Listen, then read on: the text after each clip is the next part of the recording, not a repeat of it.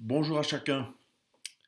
J'hésite beaucoup à faire cette vidéo et quelques suivantes que j'aurais à cœur de faire parce que c'est pour aborder des questions difficiles que je n'ai pas vu beaucoup de monde en parler. Euh, j'ai vu aucun spécialiste en parler, euh, et encore moins des chrétiens vraiment aborder de manière pertinente ces questions que je me pose. Est-ce qu'on est simplement devant une crise ou un effondrement de notre société? C'est pas tout à fait la même chose. Et puis je me suis dit, ben, il faut se lancer. Il faut, il faut faire quelque chose. Si je me trompe, tant mieux. C'est que les choses, elles vont bien se passer. Et puis on va retrouver notre vie d'avant. Si je me trompe pas, et qu'il y a vraiment quelque chose de profond qui est en train de changer, eh bien, ces vidéos peuvent nous aider à passer ce cap, à passer ce moment difficile, et puis nous aider à mieux réagir, à, à trouver des solutions durables de cette nouvelle saison qu'on est en train de commencer. Alors, je ne suis pas un expert de rien du tout. Notre système est tellement complexe qu'il n'y a aucune personne qui connaît tout. Et il y a éventuellement des gens qui ont quelques intuitions, qui ont une façon de voir les choses générales, qui permettent de mettre un peu tout ça ensemble. Alors je ne sais pas si je suis à ce point doué, mais c'est quelque chose que je porte, alors je vous le partage. Une crise, les financiers la présentent à cause des graphes économiques euh, avec des lettres. Une crise assez sans trop de dommages, elle est en V. Elle part au haut, ça descend assez rapidement, assez bas, puis ça remonte au même niveau. Ça fait un V, on le comprend bien. C'est manifestement pas ce qui est en train de se passer. Une autre solution, ce serait un U. Ça descend assez fort, il y a un moment difficile, on galère un peu, et puis on remonte assez vite au même niveau. C'est trop tôt pour le dire, parce qu'on ne sait même pas si on est encore arrivé en bas, et puis combien de temps on y restera, on ne sait pas. Mais cette remontée rapide, elle est peu probable. Pour différentes raisons qu'on pourra revenir, mais voilà, elle est peu probable. J'ai entendu un financier dire dernièrement, ce sera plutôt un Nike. Hein, ça descend vite et ça remontera gentiment. Tout ça, c'est des versions assez optimistes que les financiers apprécient et que la plupart d'entre nous, nos gouvernements, souhaitent. Ça, c'est une crise. Un effondrement, c'est un L. Ça descend, ça reste en bas, longtemps. Si c'est le cas, si nous sommes devant un effondrement, alors la Bible, elle en parle. C'est pas possible autrement. Et quand je lis ma Bible, moi, je vois beaucoup de choses, beaucoup de versets qui se réfèrent à ce qu'on est en train de vivre. Ça colle pas pile poil. Il faut ah, un petit peu extrapoler. Mais de toute façon, ces textes bibliques qui parlent de la fin des temps, ils sont nombreux. Les explications sont nombreuses aussi. Et on arrive toujours plus ou moins à les faire coller à notre temps. Mais c'est pas une raison pour ne pas se poser la question cette fois-ci encore une fois. Est-ce qu'on n'est pas en train de vivre cela?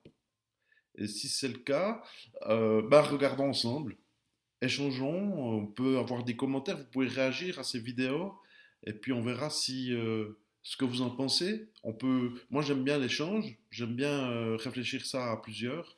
Donc mettons-nous ensemble, réfléchissons, et vous avez peut-être aussi des contributions, des remarques qui peuvent être intéressantes. Et puis dans tous les cas, ça nous fait découvrir ces textes bibliques, ou y réfléchir un peu. Quel est le plan de Dieu pour l'humanité? Le plan général. Parce que souvent, on se pense, dans notre société, on réfléchit les choses d'une manière très individuelle, mais au fond, Dieu, il regarde aussi l'aspect humanité global et dans toute son histoire. Donc c'est intéressant tout ce qu'on peut y découvrir, tout ce qu'on peut en dire, et mettre ça en parallèle avec des choses qu'on voit dans les médias, qu'on voit autour de nous. Donc la technologie nous permet assez facilement de le dire, de le faire. Donc je me lance, on verra ce que ça donne.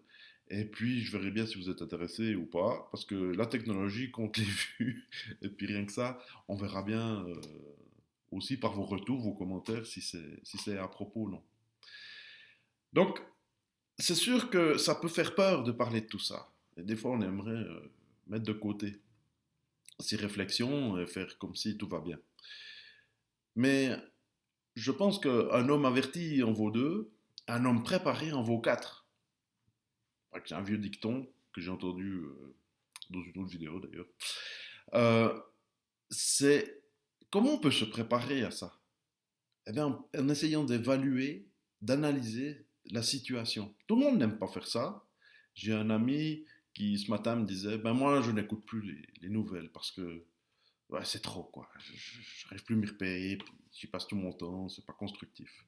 Et je pense que il n'est pas appelé à faire ça, c'est très bien. On n'est pas tous appelés à réfléchir. Et bien entendu qu'on est en relation, donc s'il y avait vraiment quelque chose, je vais lui en parler. Moi, j'aime réfléchir à tout ça. Donc, c'est pas pour dramatiser, mais c'est pour se préparer à un avenir qui sera pas forcément meilleur, mais un avenir qui est possible. Ce changement de société, ce changement de vie, ces choses nouvelles qui arrivent, il y a peut-être un côté où c'est une bonne nouvelle. On a été habitué à un état-providence. En tout cas, moi, j'ai grandi dans un état-providence. J'ai vécu en Suisse, dans un pays merveilleux. On a peur de rien. Et si même on fait des erreurs, il y a un filet social. On a des finances qui arrivent. On peut s'en sortir. On risque pas de mourir. Même si on fait des graves erreurs, eh bien, même la justice va nous mettre en prison longtemps, mais va pas nous mettre à mort.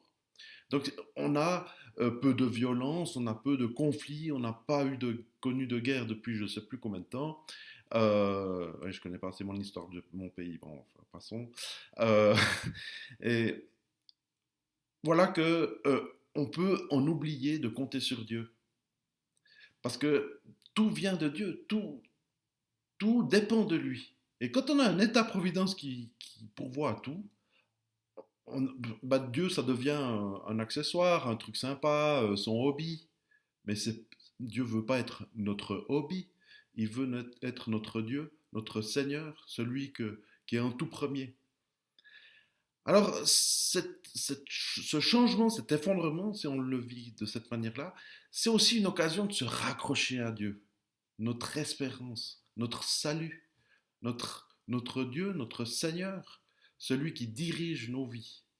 Et si ça peut nous rapprocher de lui, nous, nous, nous permettre de changer nos vies, nos comportements, arrêter d'être égoïste et de vivre un réel partage, peut-être que c'est bon. Parce que notre état providentiel, qui pourvoit à tout ce qu'on aurait besoin, c'est d'une manière injuste, parce que tout le monde ne vit pas ça. Le monde entier n'a pas un état-providence comme la Suisse. C'est un pays riche. Bien sûr qu'il y a des très riches, on peut toujours se comparer à ceux qui ont des millions, que je n'ai pas. Mais en attendant, je vis quand même bien mieux que 99% du reste du monde, qui, pour beaucoup, ont faim, se battent au jour le jour pour leur nourriture. Alors je peux donner un peu d'argent à une mission, une œuvre, à une organisation, une ONG qui se bat quelque part dans le monde. Les Suisses le font beaucoup. Ça peut apaiser ma conscience. Mais en réalité, est-ce véritablement suffisant? Le Conseil fédéral, la Confédération, donne 0,5% de son budget pour l'aide internationale. Est-ce que c'est sérieux? Est-ce que c'est ça la solidarité? Est-ce que c'est ça la justice? Non, je crois pas. Donc il y a quelque chose de profond qui doit changer. Est-ce un mal? Bah oui, parce que ça nous bouscule. Bah oui, parce que ça change mes habitudes. Je perds certaines sécurités. Mais si c'est pour en retrouver d'autres, des plus profondes, une meilleure qualité. Je pense que c'est bien. Alors voilà, c'est la première. Je vous demande de dire si vous aimez, agir dans les commentaires. Et puis je vais essayer de faire d'autres vidéos et on verra bien où ça nous mène. On y va comme ça. Merci, à tout bientôt. Abonnez-vous si vous le désirez. Et puis on se retrouve bientôt. Bye bye, bonne journée.